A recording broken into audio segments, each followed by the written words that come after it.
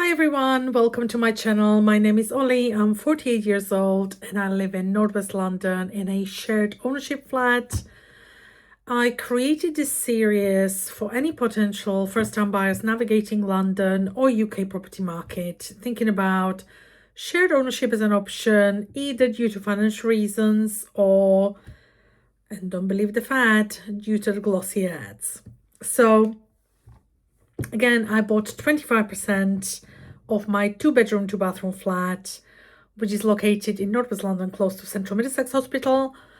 I originally came to view the flat in summer 21, but didn't get to actually complete until August 2022, when I was 44 years old. And I will talk about the buying process and all the pitfalls and all the delays and all the lying in one of the separate episodes, but that's not for today. Today, I want to start with the big bang, the whale, as we call it, the whale, the thing that nobody warns you about when they try to sell you the dream of you only need 5%. Come in, it's a brand new build, move in. No, think about the service charges. Unregulated, unpredictable, and unbelievable world of service charges. So, quick disclaimer, I will be rounding up or down the figures that I'm going to be mentioning in this video because nobody wants to hear 171, 2.3, 0.25. Let's round it up or down, right? So let's go back to when I moved in August 2022, which was a few months after the 21-22 service charge year started. So year one, the calm before the storm. In year one, my service charges were estimated around £129 a month, which I thought was fairly reasonable. Now, reconciliation followed maybe 3, 4, 5 months later after the year was closed in April 23, and it came up to £150 a month. So I had to pay an additional £240. Basically, you get a letter after every reconciliation saying, we've checked the accounts against the estimates and you now owe us XYZ, or we owe you. But the VOU never happens. And please, please, please, wherever you are in the UK, if you ever had the unicorn of VOU money, I would love to know about it, because everywhere you look, everything you hear is about, oops, you owe us money. So if you have been overestimated, do let me know. I'm super interested. Okay, so year one, 150. It's not that bad for basic services, right? For context, I live on an estate of 3 buildings and only my building pays for service charges. And that's only top layers of the building. I'm not going to go into how the allocation works, but it's basically something to do with every housing developer in the UK has to allocate specific number of units for affordable housing. And again, I'm not going to go into details. I don't know enough about it. I just know that only, floors 3 to 13 potentially pay service charges. That is not the point. The point is the service charges themselves. So 13 floors, 89 flats in total. There's no gym, there's no concierge, there's no fancy amenities, no lockers in a generous hallway, literally basic maintenance, 2 lifts, 10 parking spaces for building of 89 flats. And I will come back to that because we all, 89 flats, have to pay for the garage that only 10 people use. I mean, bonkers.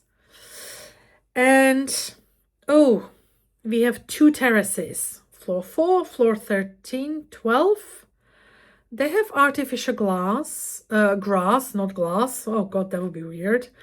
And and we had some planters, and after about 2 years we reported they were all turning into tumbleweeds, so somebody just yanked them all out, and we just now have planters with soil and nothing else. So grounds maintenance. Anyway, year one actual spend £92,000. Actual confirmed spend. Not bad. 150 per month as expected. Year two, 2023/24, the bombshell. And I mean, like, the bomb dropped. It's even now in June 26, I'm still comprehending what happened there. So service charges go up every April and rent goes up every May. And the estimates for that year were around £89,000. Given the previous year actuals were 91 or 92, we expected some extra spending. And then in November 24, we got the letter from leasehold team at Sovereign Network Homes, SNG, saying, oops, we made a boo-boo. We spent £104,000 more, not 2 or 3 or 4 or even 10. 104. And we're like literally the WhatsApp group in the house was blowing up. It was glowing red, going, what? There's no amenities here. 104,000 for what? That's 116% extra money. What did you buy? Gold-plated roof after 3 years? Full-time invisible concierge that doesn't stop people stealing other people's stuff? A unicorn that's hidden in a garage where only 10 people have access to? I like, nothing changed. We don't get it. It's what? And to be honest, this 23-24 debacle really deserves a video of its own. And I will do section 22, gaslighting, miscommunication, no communication, housing ombudsman. I will do a separate video so we can all talk about it and share our experiences, because this is beyond a joke. I can't call it a joke. It's beyond a joke. Anyway, moving on to year three, a deja vu year. So 24-25, and we are now in June 26, so we're still a year behind. Another estimate, 140,000. And given the previous 104 overspend, it's like, I better start saving. I'm literally putting £150 a month away every single month, just in case I have to pay up to Sovereign Network Homes for their miscalculations and bad management of money and bad budgeting. And honestly, in my opinion, my personal opinion, if I was this bad at my job, I would not have that job anymore. I would be performanced out months ago.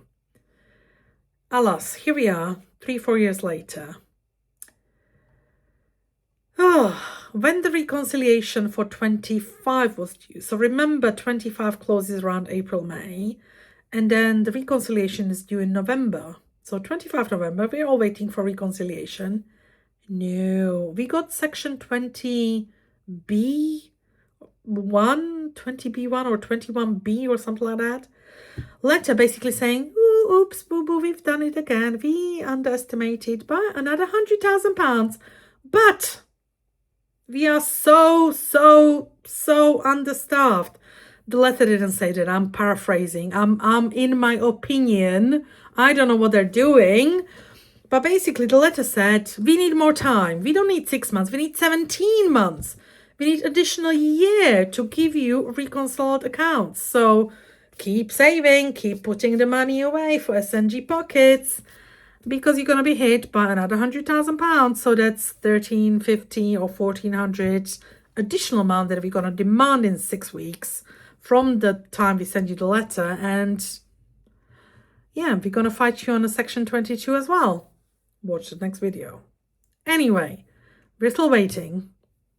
I keep questioning them. I keep asking about the competence. I keep asking about the timeline. I keep asking about the fact that no sane company will take 17 months to do some simple reconciliation.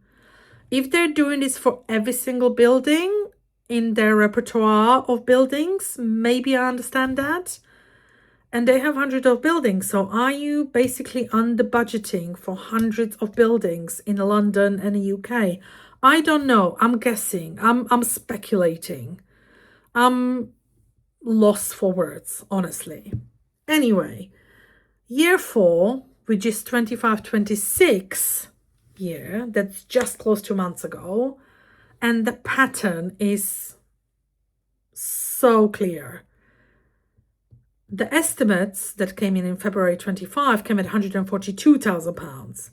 And given the 2 consecutive years of 100k under budgeting, I immediately logged a complaint in February 25 saying, you said we spent XYZ actual, but you're estimating this, blah, blah, blah. Literally line by line going, you are underestimating by a lot of money. Sort it out now, or we're going to have to pay you up again. And I got an acknowledgement saying, yeah, we just messed up a bit, but nothing happened ever since. So since February 25, when I got acknowledgement from the leasehold team saying, yeah, it was a mistake, tumbleweed. So then you're close 2 months ago, and given the current trajectory of 17 months delay, we'll probably see a proper reconciliation maybe around 2028. Who knows? Honestly, it's ridiculous. The current estimates have been increased substantially, mainly because of cleaning, which is going to be another standalone video, because Pinnacle, which is the subcontractor for Sovereign Network Homes / SNG. Oh my God, that's such a saga that we need to explore, and it will have deservedly its own airtime. But in the meantime, they increased it because of the cleaning going from 15,000 to 50,000 pounds per year for, it includes insurance and uniforms and training. We'll go back to that in section 22 and special video on specific services under Sovereign Network Homes / SNG. I'm just going to keep calling them SNG because sovereign is such a foreign word for me to pronounce. Anyway, pattern. There is a pattern of overspending by at least £100,000 per year by Sovereign Network Homes. And I dread to think what their accounting looks like for all the other buildings. Is it just our building? I don't know. Are you an SNG tenant? How are your service charges behaving? I really genuinely want to know. And even if you're not under SNG, are you under any other affordable housing provider that sold you a dream and it's turned into a nightmare where I can't sell, nobody will pay these service charges, I'm trapped? So 150 a month from year 1 to now 300 plus another 100 for reconciliation. That's a massive increase. Brand new building, solar panels on a roof, 0 additional services, basics only, maintenance, cleaning, breaking stuff. No services other like concierge or gym or unicorns or anything. Like, I mean, come on. You want to give me a unicorn for £200,000 a year that's going to greet me every time I come into the building? I might think about it. Not really. Anyway, this is why we need to talk about unregulated, unchecked world of service charges in the UK. Shared ownership market is unregulated. The government knows about this trap and they do nothing. Nothing. You complain to the Housing Ombudsman, 0. Financial Conduct Authority about actual potential fraud, in my opinion, and miscalculations and mischarges, nothing. your local MP, nothing. Nobody cares. So if you think that shared ownership is an option for you, think twice before you commit.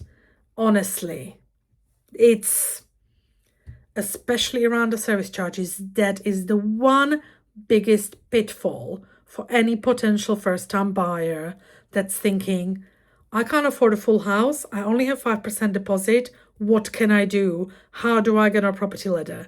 Think twice before you consider any other options. And again, I will do further digest of Section 22 reconciliations and some other stuff related to service charges, but I really wanted to bring this up to your attention. Not all gold is gold, or not all that glitters is gold, something like that. I mean, we have lots of way more apt sayings in Slovakia, but I will save them for some later episodes. Anyway, thank you so much for watching. If you like this video and if you want to know more about experience of real-time first-time buyer in late 40s in London in a shared ownership, navigating the myriad of issues from service charges, bad building management, bad communication and gaslighting, and service issues and repair issues, please follow and watch for more videos. Thank you and have a good night.